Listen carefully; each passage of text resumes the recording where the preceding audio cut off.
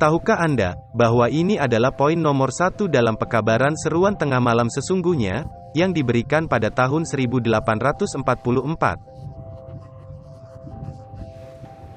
Tahukah Anda, bahwa topik 6.000 tahun adalah hal utama yang mereka bicarakan? Dan mereka mengerti kapan 6.000 tahun itu berakhir. Dan jika kita melakukannya hari ini, jangan ada lagi penetapan waktu. Karena Yesus datang hari ini. Hari ini adalah hari apa? Keselamatan. Allah meminta sesuatu, Dia akan melakukan bagiannya dalam membantu kita untuk menyelesaikannya. Banyak kata pemuda, ini tubuh saya bisa lakukan apapun terhadapnya. Itu karena banyak orang merenung pada apa yang terjadi pada tahun 2020. Jika ini adalah cara yang benar, maka harus konsisten dengan ini. Dia akan bekerja lebih kuat dalam hidupmu daripada sebelumnya, jika Anda memiliki iman.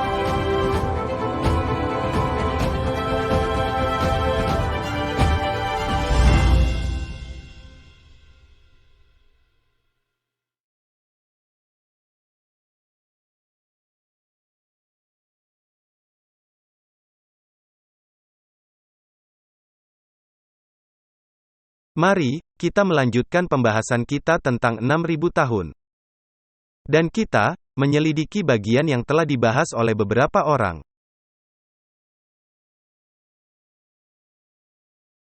Dan itu adalah pertanyaan tentang 6.000 dan 4.000 tahun yang dibicarakan oleh Nyonya White.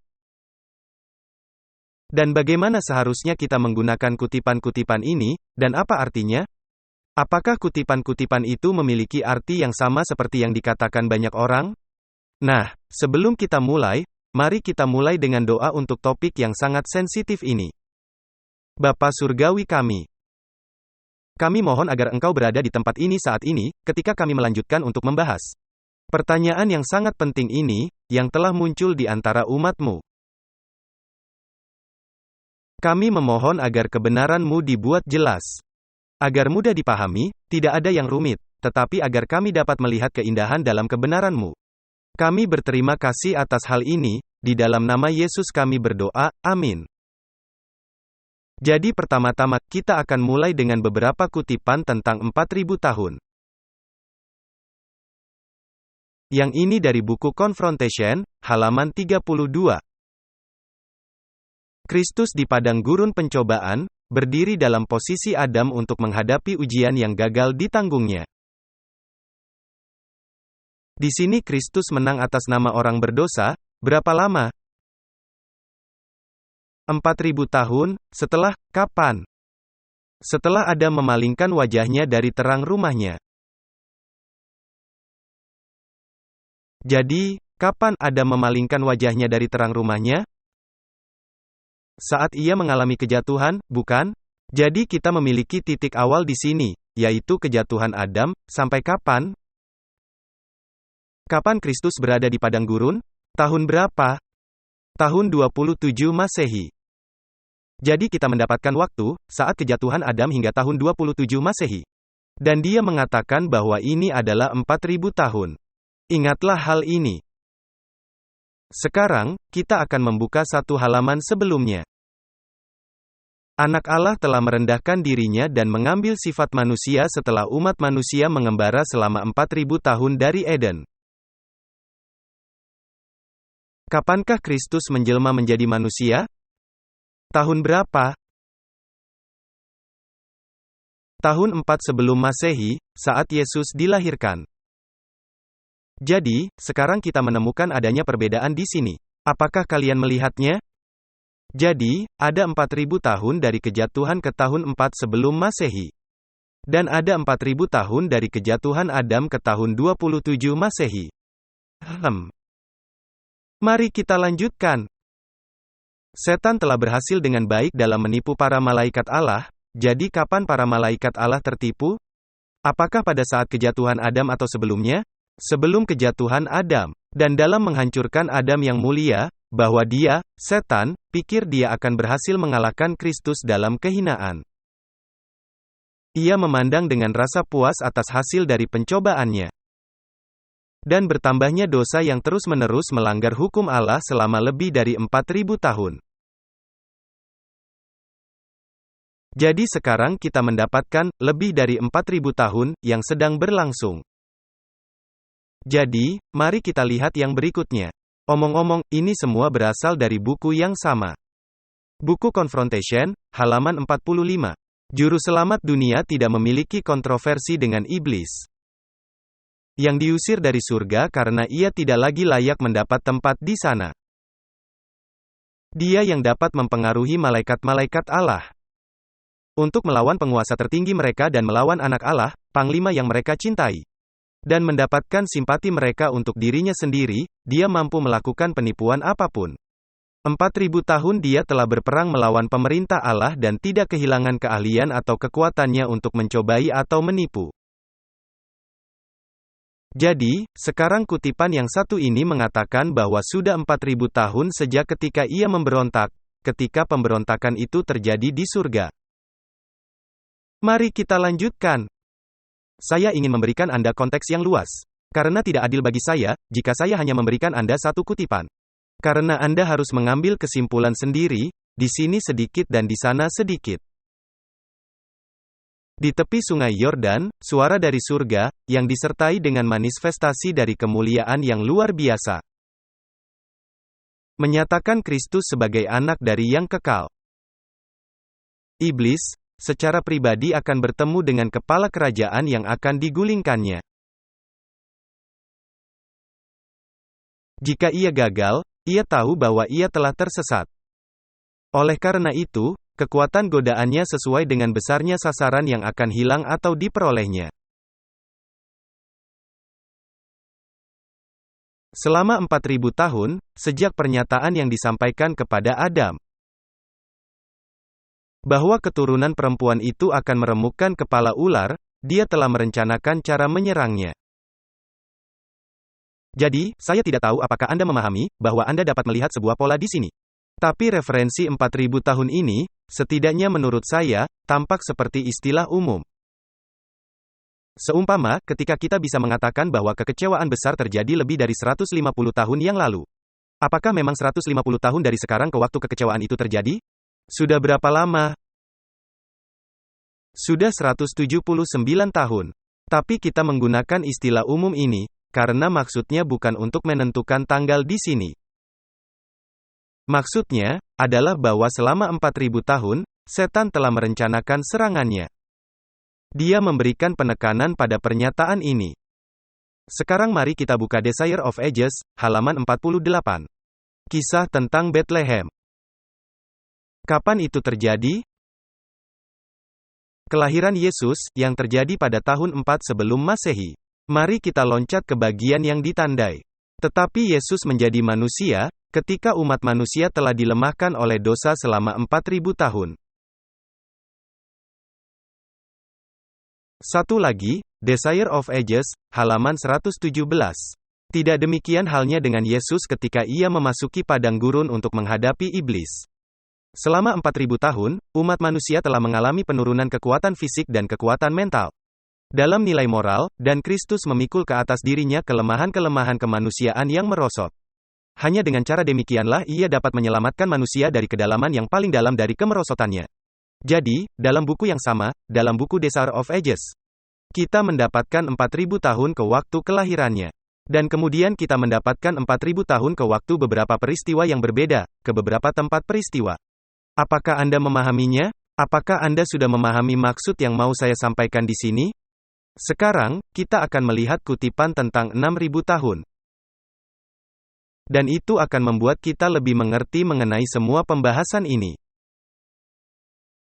Pelanggaran terus-menerus manusia selama lebih dari 6.000 tahun telah membawa penyakit, rasa sakit, dan kematian sebagai buahnya. Dan ketika kita semakin dekat dengan akhir zaman, godaan setan untuk memanjakan selera akan semakin kuat dan semakin sulit untuk ditolak. Nah, kutipan ini dikatakan memiliki kesalahan penyalinan. Dan kesalahan itu adalah bagian yang digarisbawahi di mana dikatakan, lebih dari 6.000 tahun. Karena, jika Ellen White mengatakan lebih dari 6.000 tahun, mungkinkah 6.000 tahun itu terjadi di masa depan dari hari ini? Tidak. Jadi, sekarang mari kita lihat kutipan aslinya. Pelanggaran manusia yang terus-menerus. Nah, ini adalah kutipan asli. Untuk selama 6.000 tahun, telah membawa penyakit, kesakitan, dan kematian sebagai buahnya. Nah, ketika dia mengatakan selama 6.000 tahun, tentu saja, jika kita mengartikannya secara harfiah, itu berarti tahun 1872. Karena dia mengatakan, selama 6.000 tahun. Jika kita anggap ini sebagai angka pasti, apakah Anda setuju dengan saya? Apakah ini masuk akal? Jadi, mari kita lihat di sini. Dari buku From Here to Forever, halaman 11. Pertentangan besar antara yang baik dan yang jahat akan semakin meningkat intensitasnya menjelang akhir zaman. Apakah kita melihat hal itu terjadi saat ini? Di segala zaman, murka iblis telah dimanifestasikan menentang gereja Kristus. Dan Allah telah mencurahkan kasih karunia dan roh-Nya kepada umat-Nya untuk menguatkan mereka untuk bertahan melawan kuasa si jahat. Ketika para rasul Kristus harus membawa Injil-Nya ke seluruh dunia. Dan untuk mencatatnya untuk segala zaman di masa depan, mereka secara khusus dikaruniai dengan pencerahan roh. Tetapi ketika gereja mendekati kelepasan terakhirnya, iblis akan bekerja dengan kuasa yang lebih besar.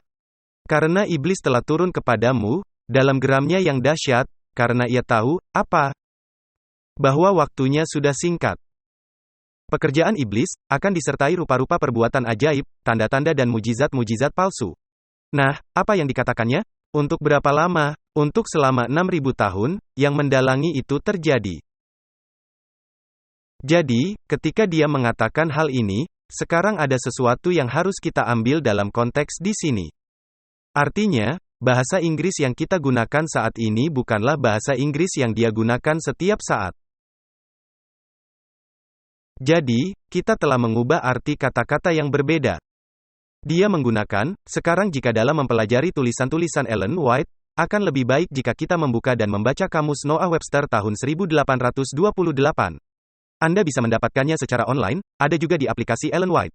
Dan kami menggunakan ini, karena dia akan menggunakan kata-kata yang saat ini memiliki arti yang sangat berbeda. Dan untuk mencoba memahami apa yang dia coba katakan, kita perlu kembali ke sana. Karena kamus Noah Webster semuanya didasarkan pada istilah-istilah Alkitab. Apakah Anda mengetahuinya? Jadi, dia menggunakan Alkitab dalam kamus sebagai definisinya. Jadi ketika kita melihat kata ini, for, atau selama atau untuk. Dalam konteks pernyataan 6.000 tahun ini, dalam kamus Noah Webster, kata ini berarti mencapai atau melewati. Hal itu menyebabkan beberapa masalah. Historical Sketches, halaman 133. Janji-janji apakah yang lebih besar yang dapat diberikan kepada kita selain yang terdapat di dalam ayat-ayat ini? Musuh yang licik dan kejam mengiringi langkah kita. Dan bekerja setiap saat. Dengan segenap kekuatan dan keahliannya, untuk memalingkan kita dari jalan yang benar. Sejak dia berhasil mengalahkan orang tua pertama kita. Di rumah Eden mereka yang indah, dia telah terlibat dalam pekerjaan ini. Apa yang dikatakannya? Lebih dari 6.000 tahun dengan latihan terus-menerus telah meningkatkan kemampuannya untuk menipu dan memikat.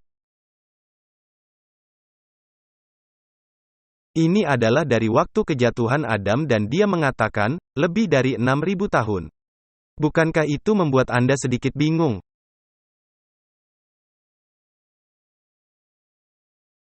Ini adalah waktu kejatuhan Adam, yang sedang kita bicarakan. Nah, saat ini kita punya masalah. Tetapi, nantinya akan menjadi jelas. Mari kita lanjutkan.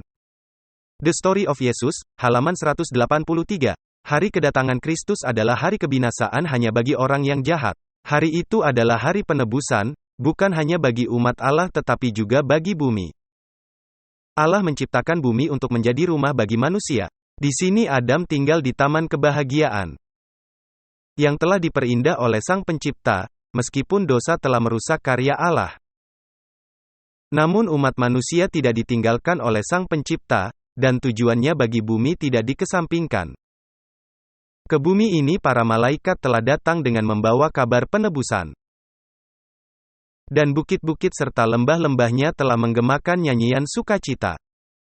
Tanahnya telah diinjak oleh kaki anak Allah, dan untuk apa? Untuk, selama lebih dari 6.000 tahun. Dalam bentuk keindahan dan karunia-karunia penghidupannya. Bumi telah menjadi saksi akan kasih Sang Pencipta. Jadi, apa yang menjadi titik awal dari kutipan ini? Penciptaan. Benar. Baik. Jadi, kita memiliki beberapa hal yang harus kita selidiki di sini. Nah, kita telah melihat semua waktu ini, mengenai 4.000 tahun. Dan kita telah melihat bahwa ada perbedaan-perbedaan ini. Nah, apakah Ellen White seorang nabi palsu? Apakah kita ingin menjadikannya sebagai seorang nabi palsu? Baik.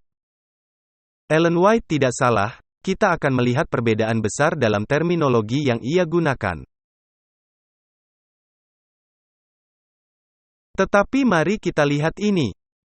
Dari buku Great Controversy, halaman 399. Kita akan mengalami beberapa masalah jika kita mulai memegang istilah-istilah yang ia gunakan dalam konteks yang lebih luas sebagai sesuatu yang pasti.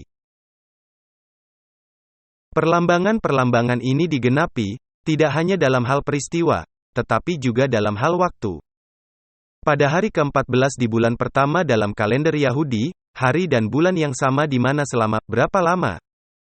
Selama 15 abad yang panjang, anak domba Paskah dikorbankan. Kristus, setelah makan Paskah bersama murid-muridnya, menetapkan hari raya itu, yang memperingati kematiannya sendiri. Sebagai anak domba Allah, yang menghapus dosa dunia. Jadi, kita mendapatkan pernyataan tentang 15 abad yang panjang. Apakah itu terdengar seperti kerangka periode pasti waktu tertentu bagi Anda atau lebih kepada kerangka waktu yang umum bagi Anda? Dia katakan, lama. Dia tidak memberikan tanggal. Anda akan melihat perbedaan di sini sebentar lagi, karena jika Anda menganggap kutipan ini suatu periode pasti waktu tertentu, saya akan tunjukkan masalahnya. Nah, mohon maaf jika ada banyak hitungan di sini. Tapi, Anda bisa menghitungnya sendiri, saya tidak akan membahas semuanya. Jika kita menganggap pernyataan ini sebagai suatu periode pasti waktu tertentu, kita akan mengalami beberapa masalah besar, bukan masalah kecil. Dan yang paling kecil adalah bahwa 6.000 tahun akan berakhir pada tahun 2019. Berapa banyak orang yang percaya bahwa 6.000 tahun akan berakhir pada tahun 2019? Tidak ada. Karena ketika membaca kronologi, kita mengetahui kerangka waktu tertentu. Dan jika kita mengetahui kerangka waktu ini, kita tahu bahwa itu adalah 2514 tahun dari Adam hingga ke Keluaran. Jadi, jika kita menggunakan waktu-waktu tersebut, kita memaksakan segala sesuatu ke segala arah. Jadi, itu tidak persis 15 abad. Nah, masalah lain yang kita hadapi adalah hal itu akan menggeser waktu terjadinya Nebukadnezar merebut Yerusalem sesuai dengan waktu yang kita ketahui dari kronologi. Hal ini akan menggeser waktu Nebukadnezar merebut Yerusalem ke tahun 421 sebelum Masehi, 175 tahun setelah peristiwa itu terjadi. Apakah hal itu menyebabkan masalah besar? Ya. Jadi, apakah ini membuatnya menjadi nabi palsu? Tidak. Salah mengutip Ellen White. Tidak membuatnya menjadi nabi palsu, tetapi justru itu menjadikan kita sebagai nabi palsu. Karena kita menggunakan firman Allah di luar konteksnya. Dan kita juga dapat melakukan hal yang sama dengan Alkitab. Jika saya membaca di dalam Alkitab, Yudas menggantung diri. Dan kemudian saya membaca ayatnya, lakukanlah demikian juga, saya dapat membuat doktrin yang sangat menakutkan. Tetapi itu keluar dari konteksnya. Kita perlu memastikan bahwa ketika kita menggunakan sesuatu, kita menggunakan prinsip-prinsip yang tepat. Sekarang, jika saya buka Kisah Para Rasul 13, ayat 20. Selama kira-kira 450 tahun. Sesudah itu ia memberikan mereka hakim-hakim sampai pada zaman Nabi Samuel. Jika melihat pernyataan ini, sebenarnya itu adalah 448 tahun. Jadi, bahkan Alkitab pun menggunakan angka-angka yang dibulatkan ini, karena intinya bukanlah waktu yang tepat di sini. Ini tidak membahas kronologi dan mencoba memberikan periode pasti waktu tertentu. Tetapi mencoba memberi Anda konteks dari keseluruhan cerita.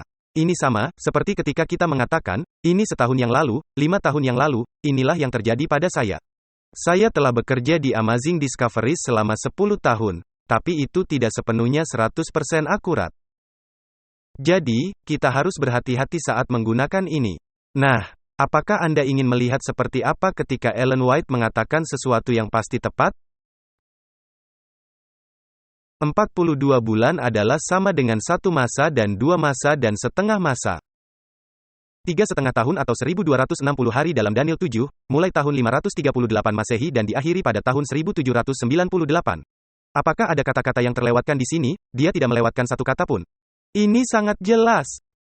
Dia memberi Anda waktu dengan 3 cara yang berbeda. Dia memberimu banyak waktu, jadi tidak ada alasan untuk bingung. Ini contoh lainnya, dan ini bahkan tidak ada hubungannya dengan nubuatan waktu. Ketika Roma pada suatu waktu bertekad untuk memusnahkan sekte yang dibenci. Sebuah surat perintah dikeluarkan oleh Paus Innocent VIII pada tahun 1487 Masehi. Mengecam mereka sebagai bidat dan menghukum mereka untuk dibantai. Ketika Ellen White memberitahu kita waktu, dia memberitahu kita secara lengkap. Dia tidak mengizinkan kita untuk mengartikannya dengan sembarangan. Berikut ini, ada satu lagi. Masa 2300 hari, telah diketahui dimulai dengan adanya perintah Raja Artasasta untuk pemulihan dan pembangunan Yerusalem mulai berlaku. Pada musim gugur tahun 457 Masehi, lalu kita lompat ke bawahnya, 69 minggu, 483 minggu pertama dari 2300 tahun. Lalu dia mengatakan, tahun 27 Masehi, musim semi tahun 31 Masehi, tahun 34 Masehi, dan 490 tahun pertama dari 2300 tahun. Setelah itu berakhir, 1810 tahun akan tersisa dari tahun 34 Masehi, dan 1810 tahun itu berakhir di tahun 1844. Dia, Ellen White, menjelaskan dengan sangat tegas. Ketika kita berbicara tentang suatu waktu yang pasti, karena dia tidak ingin kita salah. Ini tidak akan menjadi hal yang sembarangan dikatakan. Ini tidak akan menjadi hal yang sembrono. Jika kita berbicara tentang suatu waktu yang pasti, kita harus sangat spesifik. Dan jika kita ingin mempercayai Nyonya White. Wah, sungguh panas cuaca hari ini. Jika kita ingin mempercayainya. Oh, itu tidak akan baik. Jika kita ingin berpegang pada pernyataan-pernyataan Nyonya White ini, kita akan menjadikannya nabi palsu. Karena kita memiliki waktu-waktu yang menunjuk kepada tahun 4 sebelum Masehi, 27 Masehi, 31 Masehi, 34 Masehi, dan hal ini menjadikan kita memilih-milih yang terbaik pada saat ini. Mengapa orang tidak menggunakan tahun 4 sebelum Masehi? Kutipan-kutipan yang semuanya mengarah ke tahun 4 sebelum Masehi, saat kelahiran Kristus, mengapa tidak? Karena itu sudah terjadi saat itu. Pada tahun 2004, tidak ada yang akan memberitakan bahwa 6.000 tahun berakhir, dan kedatangan Kristus akan terjadi pada tahun 2004. Kecuali jika memang pengangkatan rahasia itu benar terjadi dan kita tidak tahu. Nah, jika kita bergerak maju, lalu apa yang terjadi jika tanggal berikutnya tidak menjadi kenyataan? Nyonya White berkata, kita harus berhenti menetapkan waktu-waktu ini. Dan pertanyaan berikutnya yang harus kita tanyakan adalah, apa yang memberi kita hak untuk mengambil pernyataan 4.000 tahun ini dan menambahkan 2.000 tahun di atasnya? Pernahkah Anda membaca kutipan di mana dia mengatakan ambillah 4.000 tahun pernyataan saya dan tambahkan 2.000 tahun untuk menghasilkan 6.000 tahun? Tidak. Dan jika kita tidak diberi petunjuk yang tegas, kita tidak punya kepentingan untuk melakukannya. Apakah Anda setuju dengan saya? Sekarang, kita akan kembali lagi ke kronologi. Jadi, kita punya kronologi di layar, di sini. Dan kita punya total tahun, dan kita membaca beberapa ayat-ayat ini. Dan ketika saya mulai menjumlahkan ini, sesuatu yang sangat menarik terjadi. Kita tidak punya waktu untuk membahas semuanya. Tapi, jika Anda melihat di sini bersama saya, dan saya akan mencoba menyoroti hal ini. Kita sebenarnya dapat menentukan, sejak dari penciptaan, kapan tepatnya air bah itu terjadi. Tahukah Anda? Lalu jika kita teruskan, kita bisa mengetahui kapan Israel keluar dari Mesir, dan kapan ketika mereka berada di padang gurun. Jadi, 40 tahun di padang gurun adalah 2514 tahun setelah penciptaan. Dan kita terus ke bawah. Dan terus ke bawah. Anda dapat menelusuri ini semua sendiri, nanti. Saya mendorong semua orang untuk melakukan ini, karena ini sangat menarik. Namun bagian terpenting dari bagan ini adalah, ada di bagian paling bawah. Dan ini adalah 70 tahun penawanan Israel. Nah, saya akan memperbesar bagian bawahnya. Jadi, mengapa hal ini sangat penting? Mengapa saya sangat menekankan hal ini? 3561 tahun sampai penawanan. Nah, ada sesuatu yang berbeda tentang penawanan. Atau masuk ke dalam penawanan, dibandingkan dengan semua peristiwa lain yang terjadi sebelumnya. Apakah kita memiliki referensi sejarah mengenai kapan air bah itu terjadi? Tidak. Apakah kita memiliki referensi sejarah tentang kapan keluaran terjadi? Tidak. Apakah kita memiliki referensi sejarah mengenai kapan penawanan itu terjadi?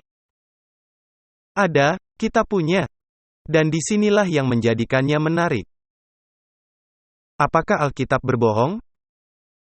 Jadi, jika dikatakan bahwa 3561 tahun telah berlalu, sampai 70 tahun pembuangan, berapa tahun yang telah berlalu sampai masa pembuangan itu? 3561 tahun. Baiklah. Jadi, sekarang kita tahu kapan penawanan itu terjadi. Ada yang tahu kapan penawanan itu terjadi?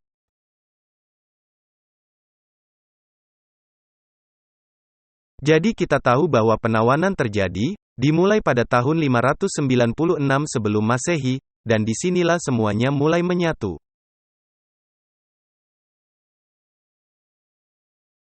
Jadi, tahun 596 sebelum Masehi. Jika kita ambil 3561 dan kita ambil itu dan kita tambahkan sampai akhir, kita akan tahu kapan penciptaan terjadi. Anda melihatnya? Apakah ini masuk akal sejauh ini? Baik. Sejauh ini murni Alkitabiah, bukan? Kita mengambil kronologi ini dari Alkitab. Kita menggunakan waktu sejarah. Karena ingat, aturan Miller adalah penggenapan sejarah, benar? Jadi kita mengetahui tahun terjadinya penawanan ini, dan kita menambahkan waktunya. Dan itu membawa kita. Ini adalah waktu yang lebih lama untuk melalui ini. Ini membawa kita ke tahun 4157 sebelum Masehi. Tanggal 23 Oktober. Apakah Anda mengenali tanggal tersebut, atau sesuatu yang mirip dengan tanggal tersebut? Tanggal berapa yang mendekati tanggal tersebut? Tanggal 22 Oktober. Jadi ketika saya mengalami hal ini, dan saya melihat bahwa, dan saya seperti, ada sesuatu yang sangat menarik di sini. Jadi, kita harus menantang argumen ini. Sebelum kita melangkah lebih jauh. Nah, kita sudah bicara tentang Set kan? Dalam Kejadian pasal 5 ayat 3. Berapa lama setelah penciptaan, Set dilahirkan? 130 tahun. Jadi, mari itu kita tambahkan. Jadi itu berarti Set lahir pada tahun 4027 sebelum Masehi. Apakah sejauh ini masuk akal? Baik. Sekarang, kita akan benar-benar menantang ini.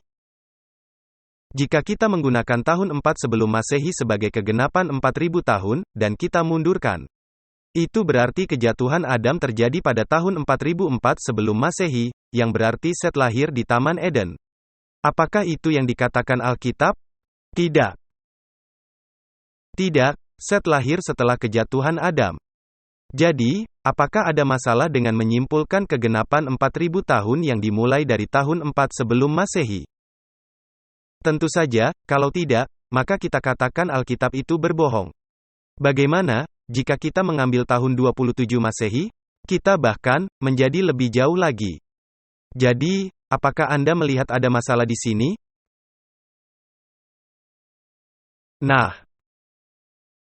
sekarang, tahun 4157 sebelum Masehi, jika kita mengambil ini, dan kita menggunakan 6000 tahun, kita sampai pada tahun 1844. Apakah itu mengejutkan Anda? Tanggal 23 Oktober tahun 1844, ingatlah. Dan ini sangat mengejutkan saya. Apa yang terjadi sehari sebelumnya? Kristus masuk ke dalam bilik Maha Kudus.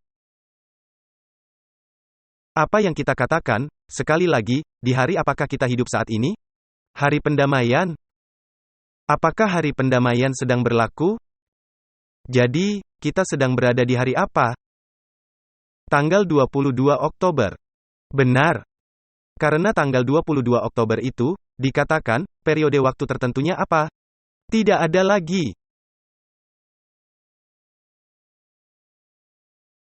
Dari SDA Bible Commentary. Saya akan mengingatkan Anda tentang pernyataan ini.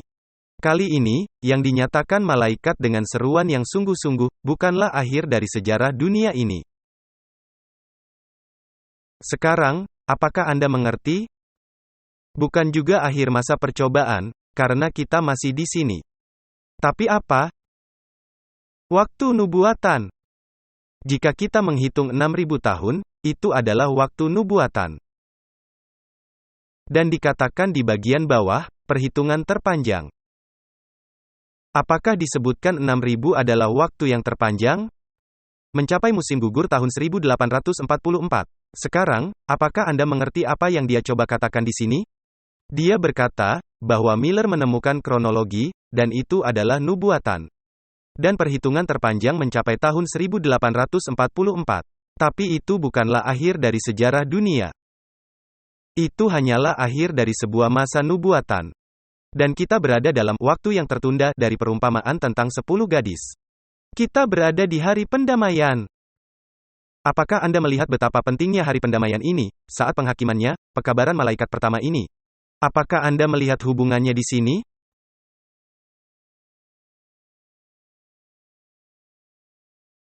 Jadi, pada garis waktu sejarah, kita memiliki hari pendamaian. Pada tanggal 22 Oktober tahun 1844. Dan pernahkah Anda memperhatikan, bahwa sehubungan dengan waktu di mana orang-orang hidup saat ini? Bahwa masa di mana kita hidup saat ini, dikatakan sebagai pekerja jam 11, Kristus akan datang pada tengah malam. Istilah itu semua terjadi dalam satu hari. Dan ketika Mikhael berdiri, karena hari pendamaian adalah satu hari dalam realitanya. Dan Kristus masuk ke bilik Maha Kudus pada tanggal 22 Oktober tahun 1844. Jadi ketika ia keluar dari bilik Maha Kudus itu, hari apakah itu? Tanggal 23 Oktober.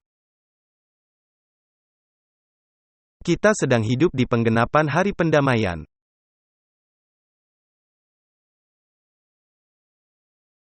Dan ini adalah salah satu dari saksi kedua untuk tahun 1844.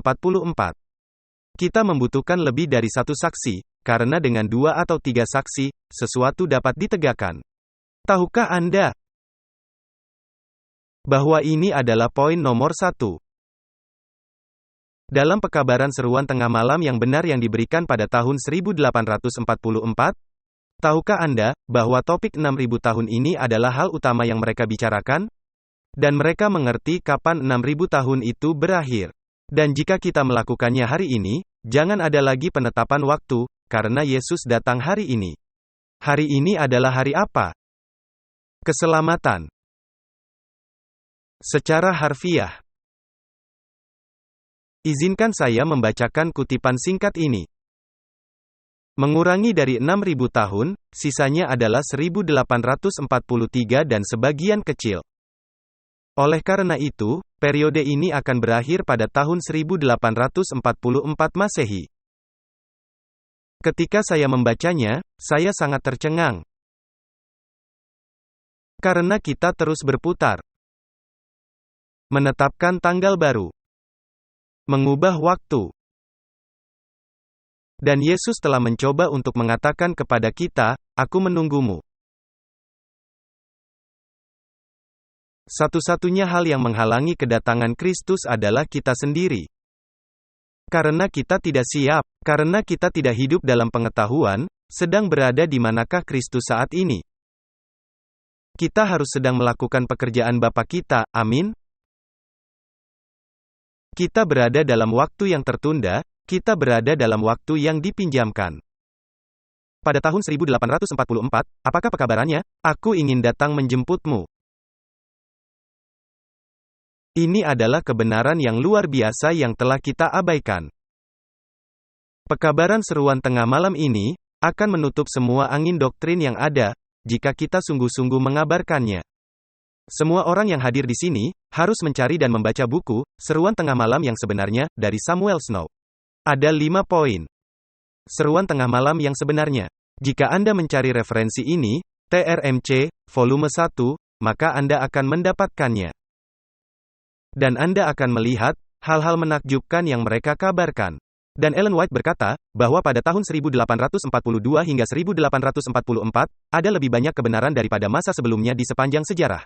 Dan untuk beberapa alasan, kita telah menyangkal cahaya dari belakang kita. Yaitu pekabaran seruan tengah malam, yang seharusnya kita kabarkan dengan kekuatan yang lebih besar.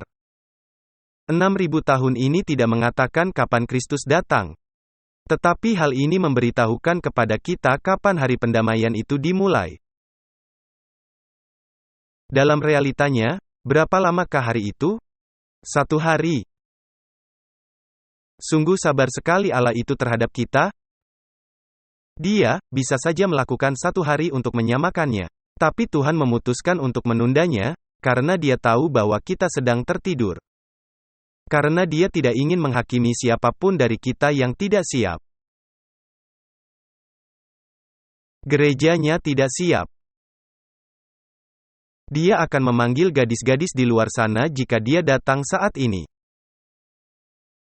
Jika engkau ingin menegaskan kepadaku bahwa engkau bersedia melakukan apapun yang Kristus minta pada hari pendamaian ini untuk melepaskan segala sesuatu yang membelenggu yang menahan kita dan yang menghalangi kedatangan Kristus, berdirilah bersama saya saat kita berdoa.